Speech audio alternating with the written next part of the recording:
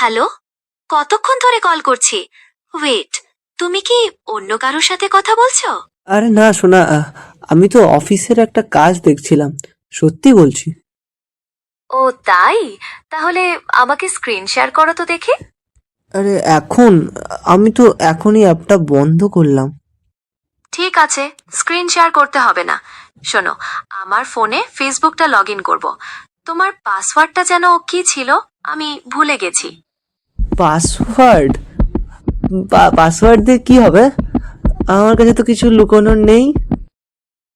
লুকোনোর কিছু নেই তাহলে দিতে ভয় পাচ্ছ কেন? নাকি ওই রিয়া বা প্রিয়ার সাথে কোনো চ্যাট চলছে যেটা আমি দেখে ফেলবো?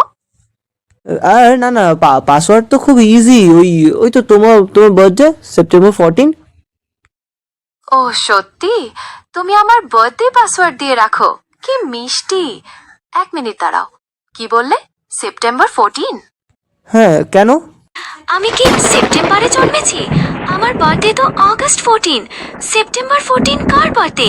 কার পাসওয়ার্ড দিয়ে রাখো ওটা, বলো? আরে মানে ওটা ভুল হয়ে গেছে। ওই 8-এর জায়গায় 9 হয়ে গেছে হয়তো। মাথায় অফিসের কাজ চলছিল তো।